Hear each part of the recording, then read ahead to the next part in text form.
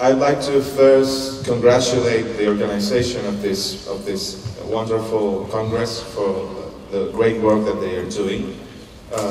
Me and my fellow speakers have been very comfortable and we are happy to be here. I feel honored to be part of this event, and I congratulate also SIBiUSP for their 30 years working in all of these issues, and for now starting also to carry a flag of open access and scientific publishing with better conditions for everyone. My role today here is to speak about some of the research that we've made concerning the openness as a principle in Latin America from a legal perspective, because I'm not a librarian or an information scientist, but I'm a lawyer. ONG Derechos Digitales, I don't know, I'm having some trouble with. Oh. Let's see. Okay, I'm not going to touch this anymore. NGO Derechos Digitales is an organization, a non-for-profit organization in Chile, which tries to promote and to protect and to defend fundamental rights within a technological environment. Okay, I can see it. I left.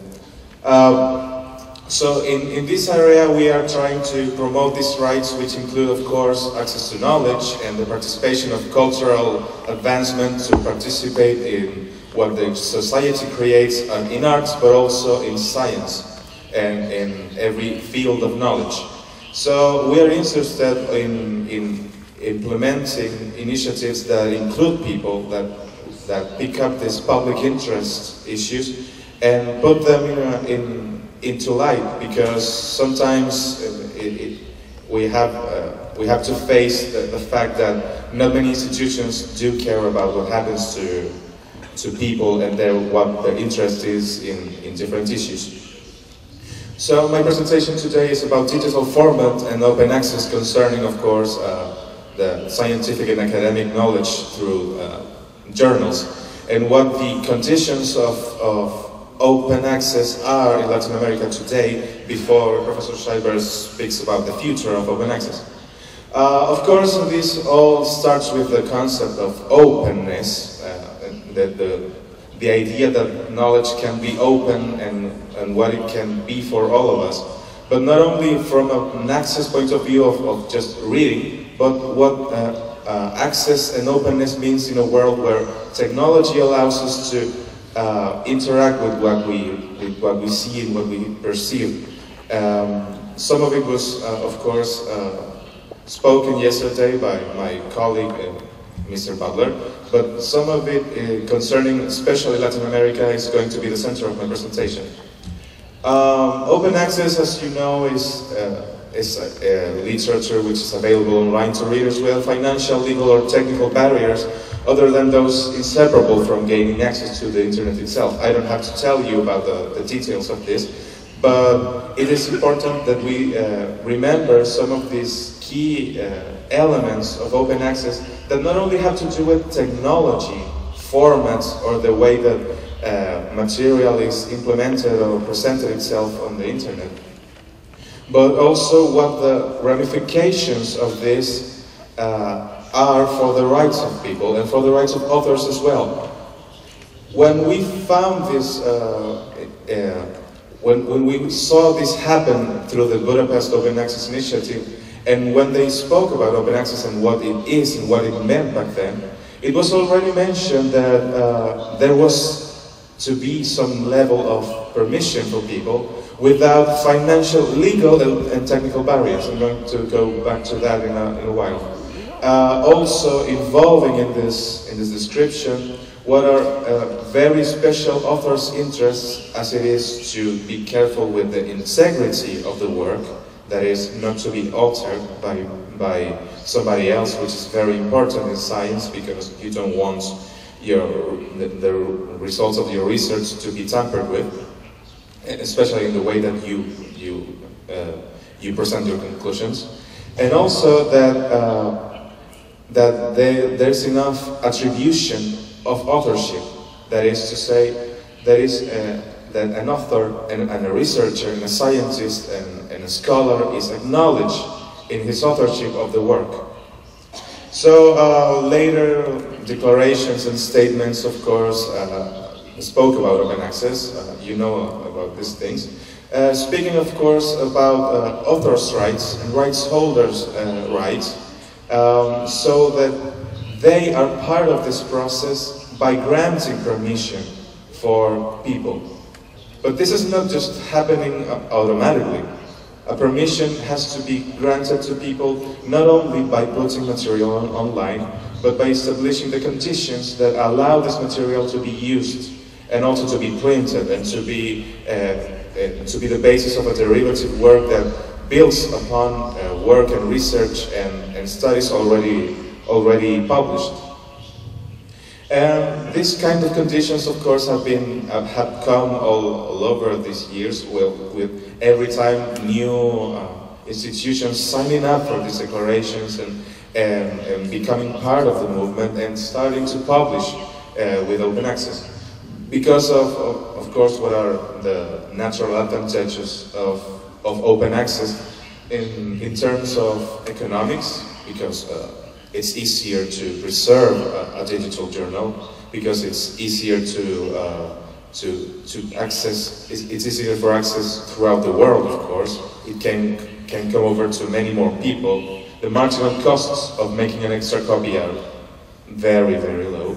So these initiatives are being more and more accepted.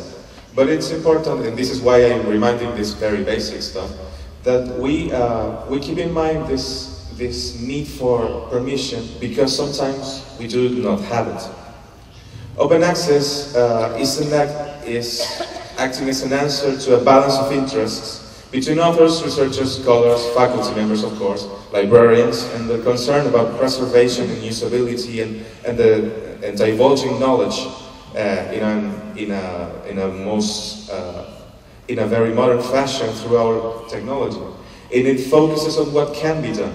However, when we speak about this balance of interests, a balance of interest is exactly what the law tries to do by establishing conditions under which some material is protected, and of course the conditions under which some materials can be accessed and can be used by people even if they are not the rights holders. So this is the part of what we mentioned when we speak about financial barriers, technical barriers, and very especially legal barriers. Do these legal barriers exist when all I have to do is turn on my computer, sign on to a repository or my university's webpage and go to the publications section and start reading an online journal? What's the legal implication of that? Who cares? I'm just reading something on the internet. Why should I be concerned about this if all I have to do is just read online? The truth is, it's more complicated than that, because there's a set of rules that you all know, at least from intuition, which is copyright, which is a set of exclusive rights, temporary rights, to exploit commercially or economically a work born of the intellect of someone, which is protected from the moment of its creation. And which means, of course, that the moment that a person creates something like a literary work, he's the only one able to publish or copy or distribute its copies, or translate it or modify it in any way, or to put it online.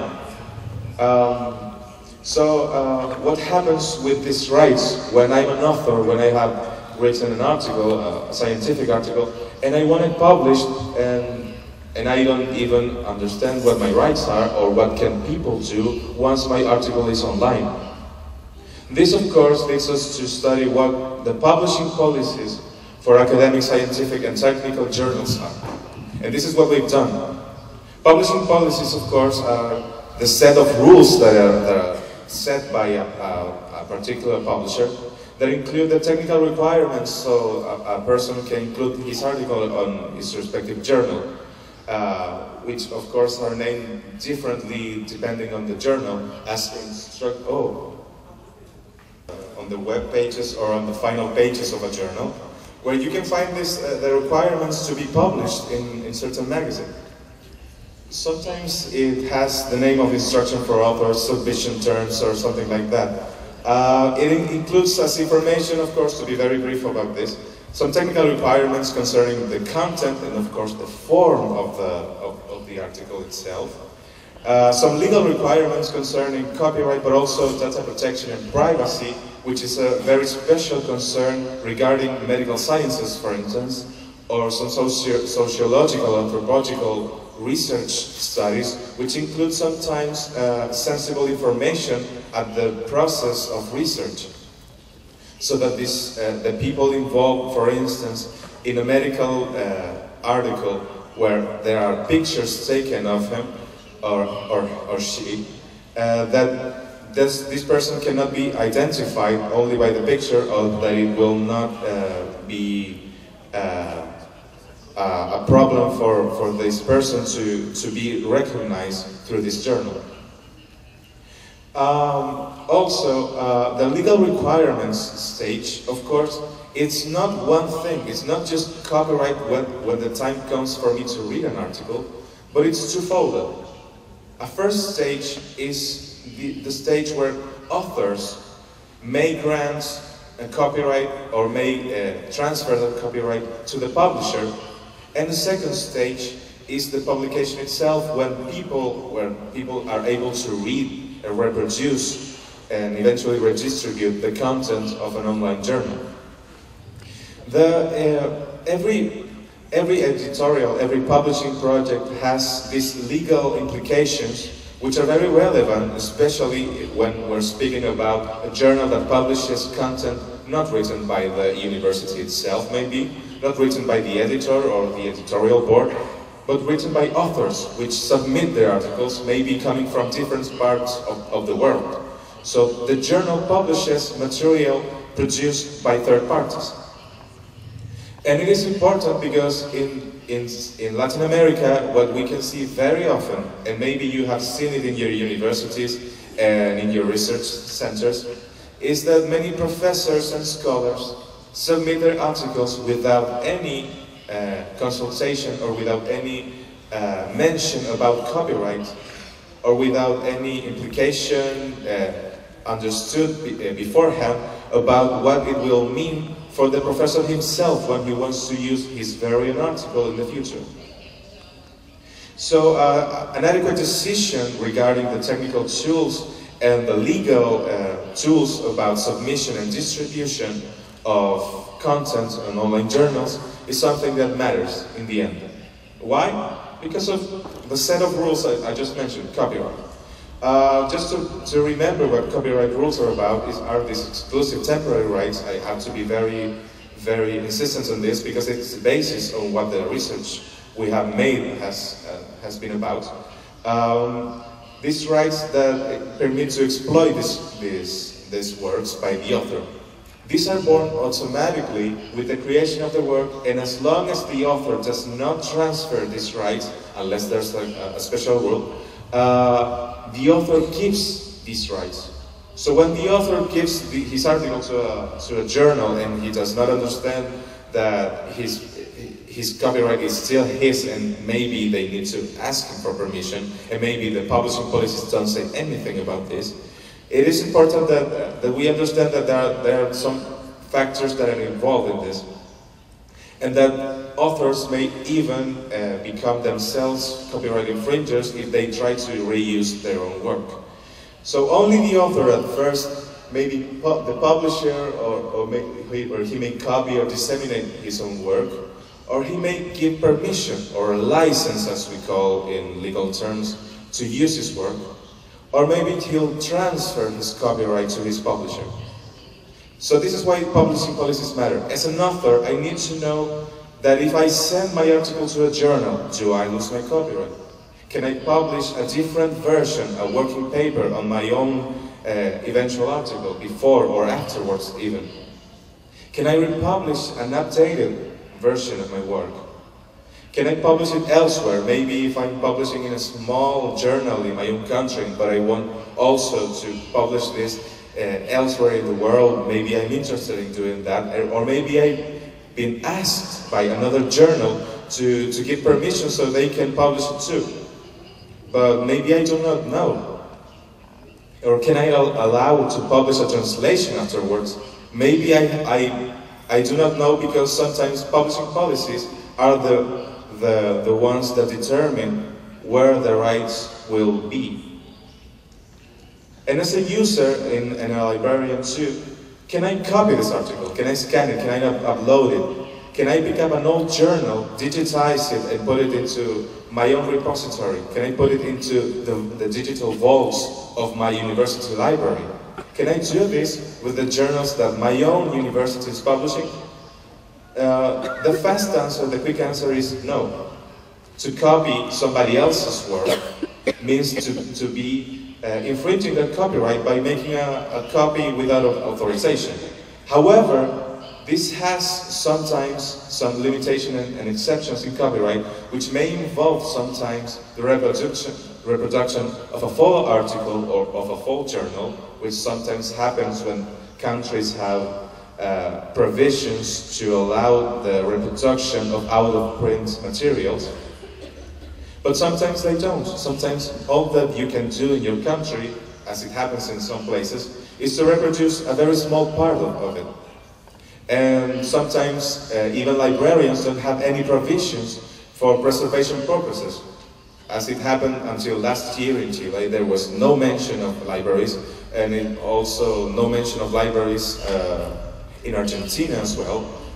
So preservation as an interest was something that was against the law, even if it was of public interest. So as a user or a librarian eventually, can I do things with the journal that ensure its preservation or the divulging of its content, that ensure the dissemination of knowledge? These answers, of course, are complemented, are better answered when there is enough terms of use, explicit terms of use that tell me what I can do with the work. Maybe this isn't, maybe this doesn't look like a very crucial issue concerning publication, but it is important when you're looking for funding and when you're trying to achieve these open access goals, indeed. So a few years ago we carried out a research in Chile concerning the editorial policies, the publishing policies in our country, for every journal that we could find that complied with very simple rules concerning the periodicity, the editorial board, the editorial content, etc. What we found back then, by studying every Chilean scientific and academic journal, was that almost 70% were coming from universities, that most of them came from Santiago, that most of them allowed English papers, but only published in Spanish at the end, but also that most of them had an all rights reserved policy, even for online content. So last year we picked up this research, we of course found more funding, and we took it to the full of Latin America and all of online journals that we could find that complied with several criteria. So we studied 299 journals, all of its legal conditions, from 14 countries of Latin America and the Caribbean. So while publishing industry in Latin America only represents 2.5% of the world, it's still it's still a very important number to see that there is so many online publishing in Latin America, and there are over 70% of online journals in Latin America are readable online, that we can have full access to their texts and even download them, because it is allowed by the institutions. This is a part where Latin America, of course, sets itself apart from the rest of the world, in the sense that Latin American journals are mostly online and they're full text and therefore free, and not usually part of the bigger conglomerates of commercially published scientific journals. So we took these 292 journals and we performed on them some research, some legal research concerning these very same concerns, the legal terms for academic journals.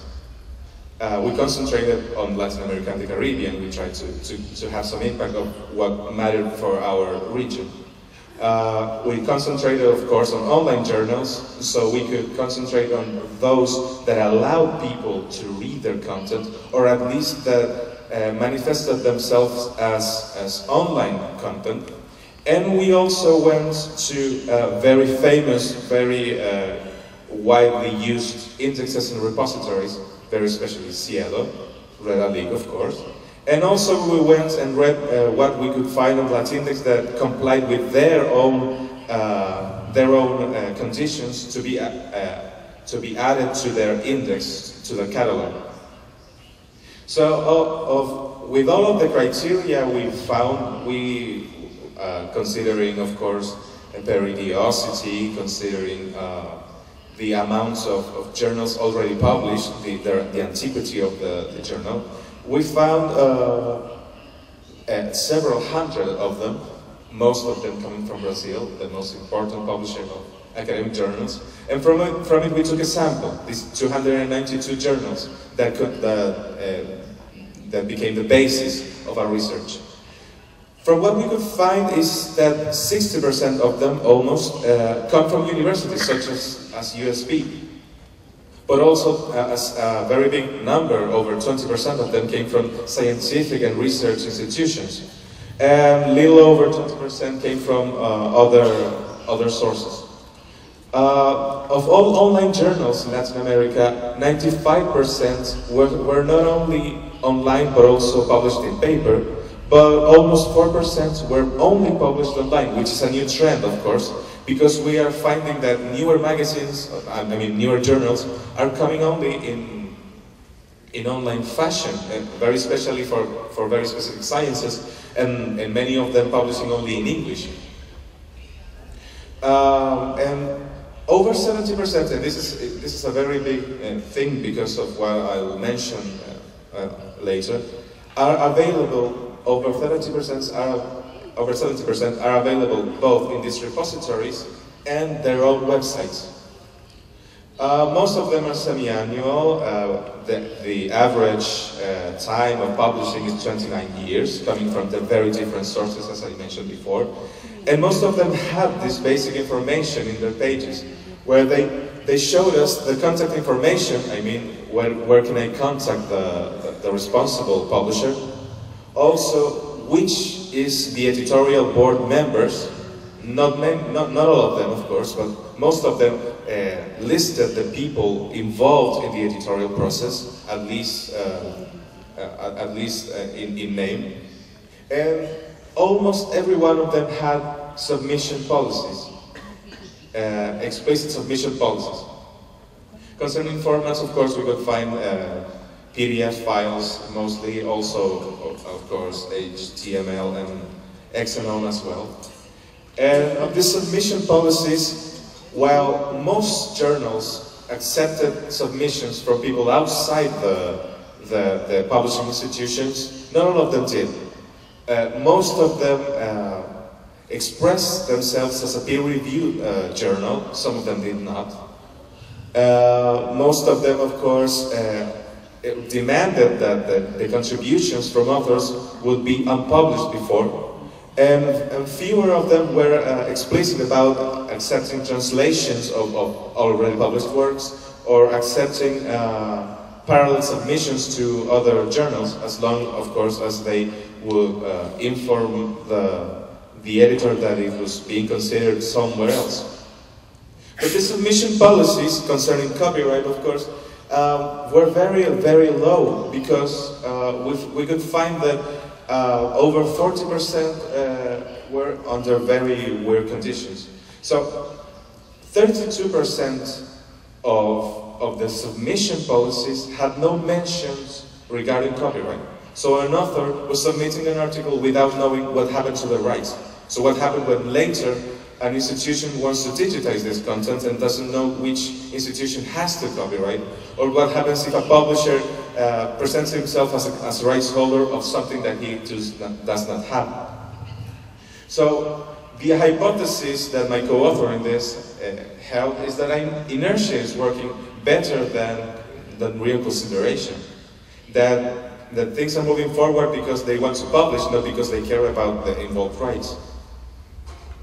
By these submission policies, for the few magazines that had them expressly considering copyright, over 40% included that by submitting an article, or by this article being accepted for publication, or by the sole fact that it was published, it meant automatically that authors gave their copyright by transferring their rights to the article, to the publisher, to the publishing institution, or sometimes it said to the magazine, to the journal, which made little sense, but it says so in the conditions.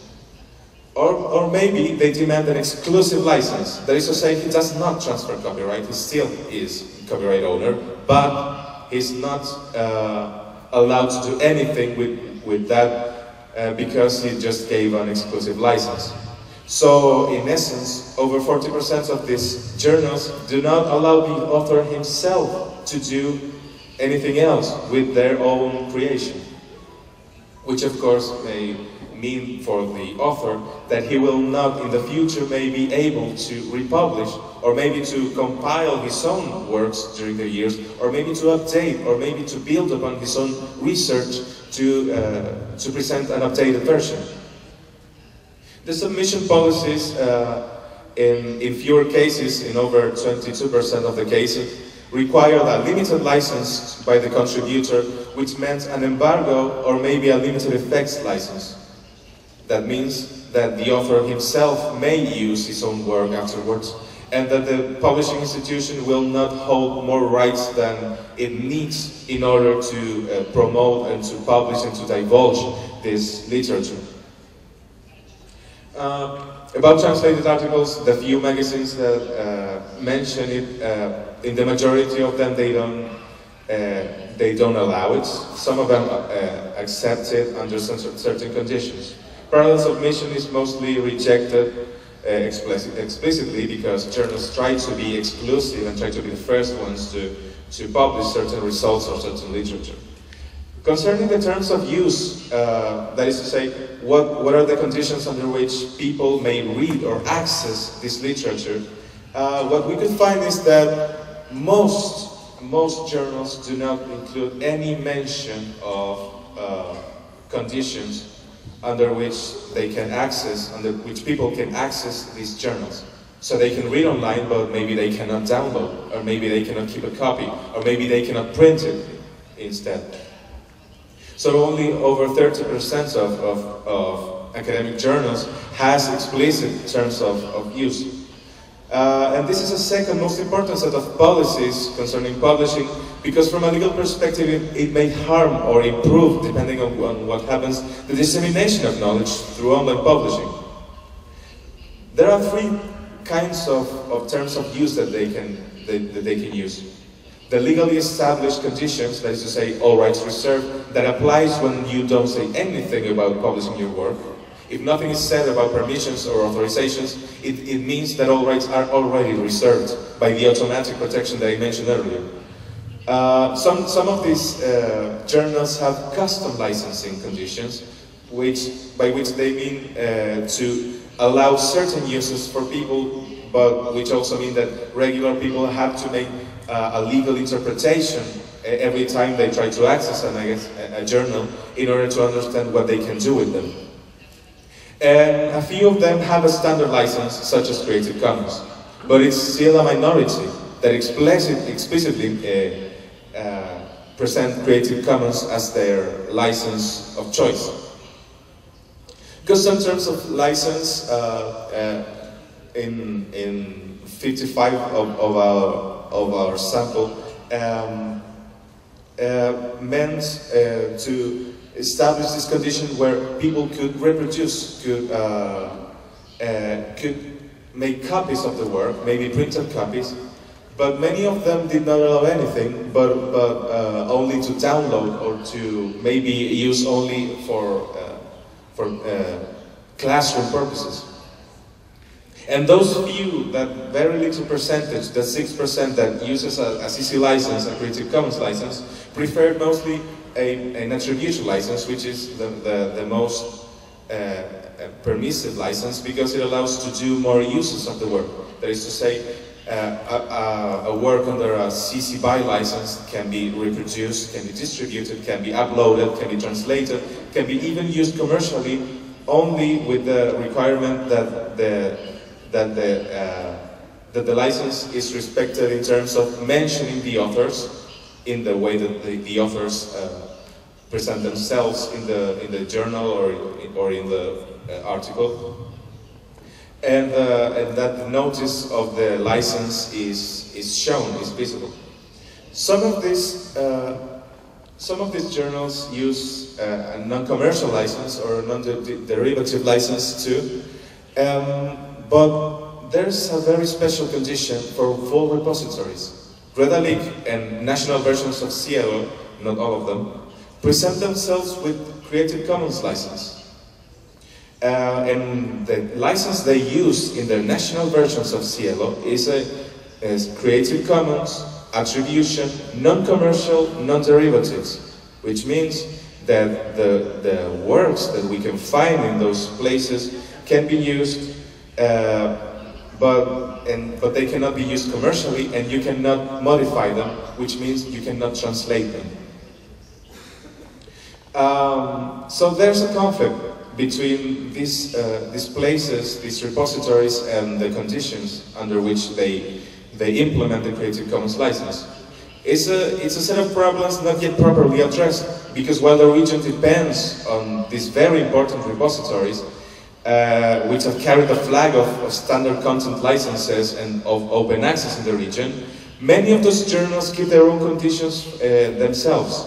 So it is possible to note that almost 3/4 of periodic publications keep an all rights reserved policy, preventing their users to perform any use beyond legal copyright exceptions, such as translating or copying for classroom use, requiring each time an authorization from the rights holder.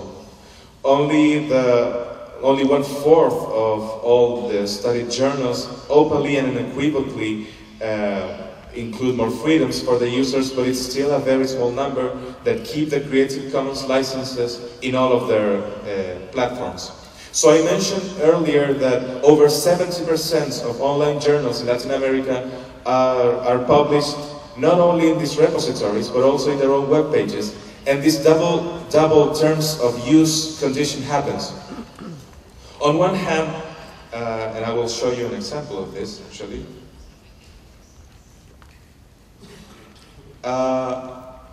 We have, for instance, that in a Cielo page, you have down here a Creative Commons notice, a Creative Commons attribution, non-commercial in this case. That means that, as it says very explicitly, all of the content of the journal, except where otherwise noted, is licensed under a Creative Commons license. Okay. But the very same page says, all rights reserved.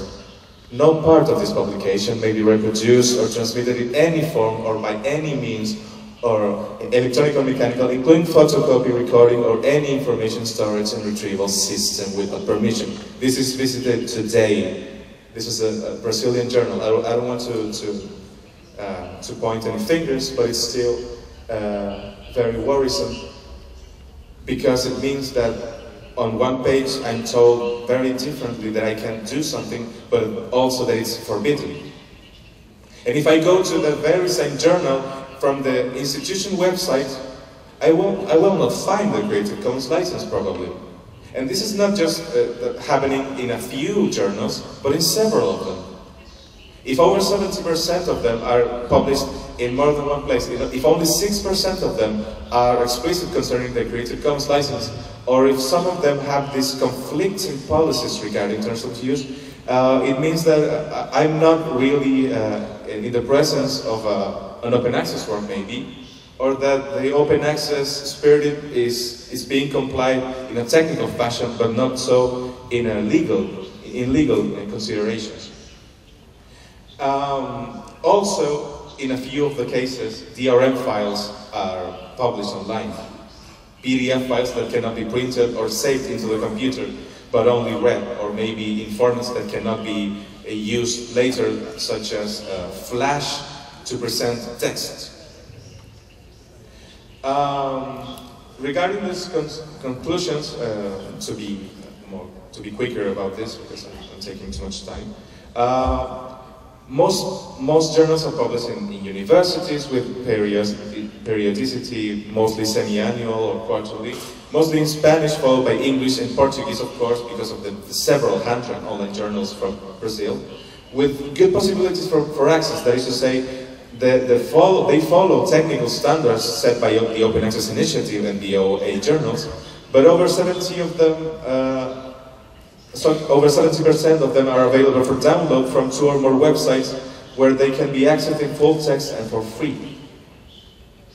Concerning the policies of publication, they mostly give enough information, but they're not very precise concerning copyright or what is possible to do with the works afterwards. The preference for Creative Commons licenses of this issue prevents then the derivative works that are tried to be encouraged by OA initiatives, and of course it does not allow for translation or maybe another sort of transformation inside the classroom, as is to say, to pick a work and do some things with it that may allow more uses for it instead of just reading. Instead of just copying to read. And the most important conclusion of them all, there is an insufficient address of the legal difficulties in the region, which go through the difficulties of very different regulations, of very scarce exceptions and limitations for the use of works, of very little permissions for libraries to use a work, even for preservation purposes. And sometimes for the fact that some of publishing contracts in some countries are regulated, and we do not know if a publishing submission policy will mean that I should sign also maybe a public deal in order to be able to transfer my copyright. And of course the confusing rules, as I mentioned before, inside the publishing policies that are also conflicting with legal terms maybe. But this all presents an opportunity to encourage good practice, to tell authors that they can publish in OA journals, that they can also negotiate the conditions under which they publish, that they may also know that their work will be used in different ways, and that they can reach new audiences with their works. But this requires encouraging information, going to places like the Sherpa Romeo system, which many of you already know, that take these legal texts that are publishing submissions and they simplify it so you can know when you're going to submit an article to a certain publisher, if you will have certain rights, if you will keep the possibility to add to your own repository or conditions like those. As librarians, it was asked yesterday morning, what are librarians supposed to do to encourage open access systems and open access publishing? Of course, this means to do a lot of political work, to be able to reach the scholarly community, to reach faculty, to talk to them, and to manifest the need for this access that is available to most people in the world with an internet connection, except for those that are blocked, and that allows knowledge to be the basis of new knowledge throughout the world, and also to reach more people. This means that we can encourage publishers by speaking to them about these initiatives, these requirements, to ensure that the journals are published in places where they can be reached, and they can be, of course, searched for, and they can be reached in a way that it will it will be the basis of new knowledge, and also to make use of the technological tools we have. Ever since the first time an author submits a work, in order to control technologically the whole process, as it happens to journal management systems, such as OJS, that allows to control the whole publishing process. And to adopt the new technological tools that allowed also to read an article through time, in order that you can find it even though the place where it was first published does not exist anymore. What's most important for publishers and to encourage is to encourage clear submission policies, and to ensure that clear terms for use and users are also available, in order to be coherent with the requirements that the journal needs, with the requirements that the repositories need, and with the requirements that open access as an initiative and as a principle needs, in order to ensure the full dissemination of content, the divulging technical knowledge in a way that it will be useful and it will be reached by more people.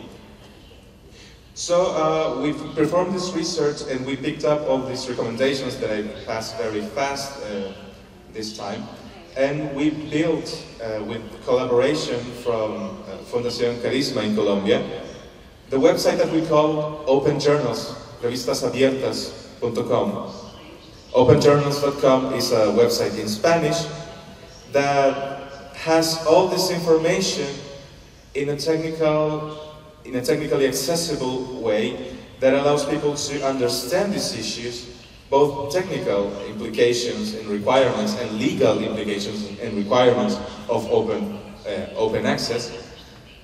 And while it's still in Spanish only, it is under a Creative Commons license that allows any of you to make your own version in Portuguese and even use it commercially, because we do not object that.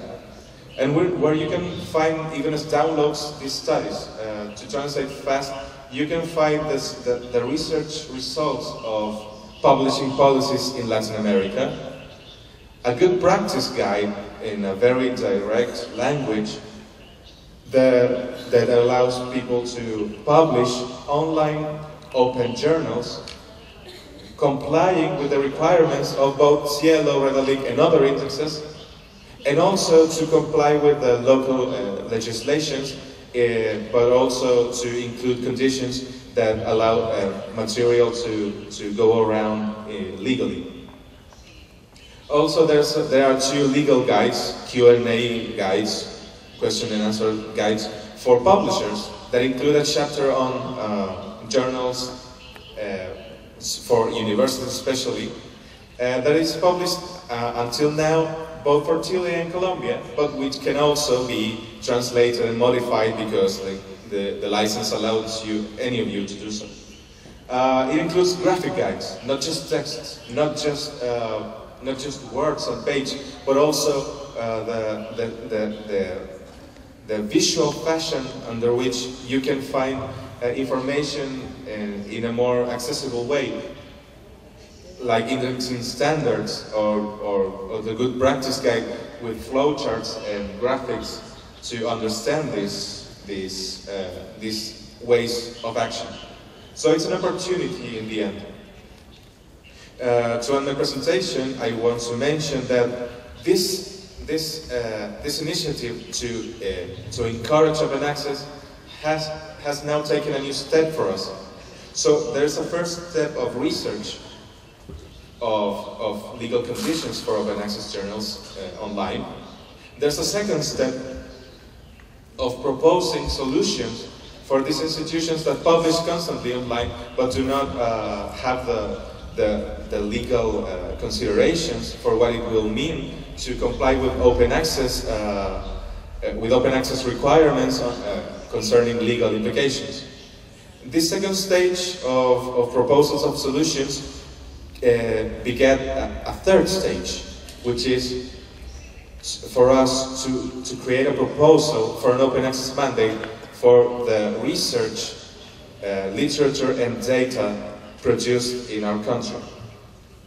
Initiatives like this are being started in several places of the world, but we have been hired as consultants for this public institution in Chile, the most important funding institution for scientific research in Chile, which is the National Council for Research in Scientific and Technology, in Science and Technology. And while this is about publicly funded research, so you might guess that this is more close to public access instead of open access. We are trying to produce a proposal that will include all of the considerations that are being taken into account around the world, and we are also studying what happens in Brazil, what happens in the United Kingdom, in Germany, in new initiatives in the United States and New Zealand, of course, and we are trying to pick both the technical and the legal aspects in order to promote this open access, in order for it to become the norm, not the exception, and to have more impact, and to have in the end more of knowledge that is more accessible to all over the world. More information about all of this can be found in this website that I just mentioned, in Spanish, but you can understand Spanish quite well, as I've been told, in revistasabiertas.com. This is my information slide, my email address, the Twitter account of Derechos Digitales. You are all invited to come to our website in derechosdigitales.org and revistasabiertas.com and to, of course, know that we are trying in Chile. We are working for this, and we are working to do this something of regional impact. We are trying to be all-inclusive, and we are trying to put ourselves too into the world map.